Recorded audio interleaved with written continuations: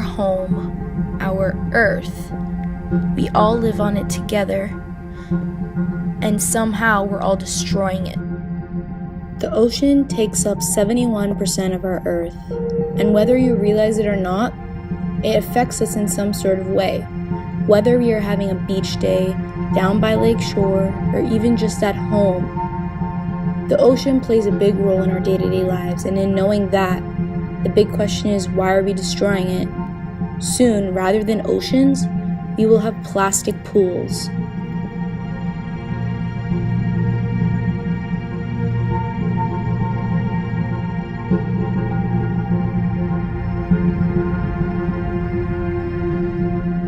How much plastic do you think there is littered on this earth? While most people think all the plastic bottles and bags we see on land is a lot, the majority ends up in our ocean. It all starts with us. Plastic is commonly seen on our streets, littered by the people living around us. Over time, all the litter ends up in the ocean, sinking to the bottom, floating on top, and laying on shores.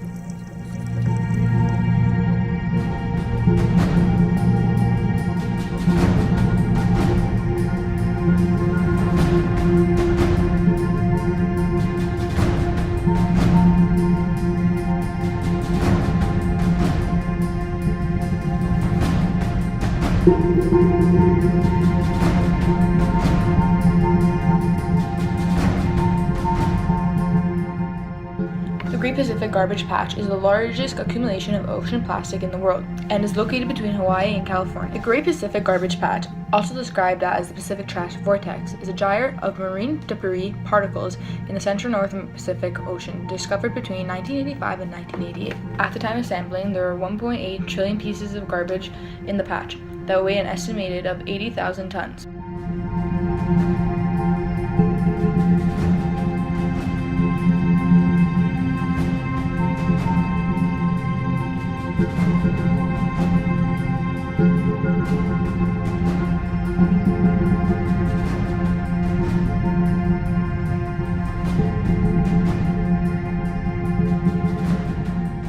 Plastic threatens the existence of life under the water, right from the smaller fish to larger mammals and amphibians, in several ways.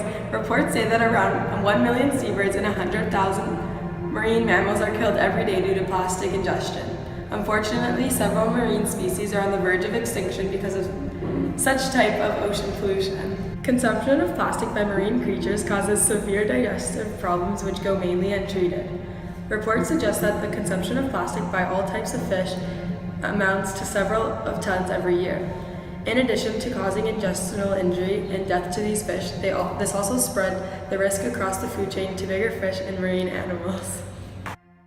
Plastic waste in the oceans also threatens the life of birds and other beings that depend on the ocean life forms for their food requirements.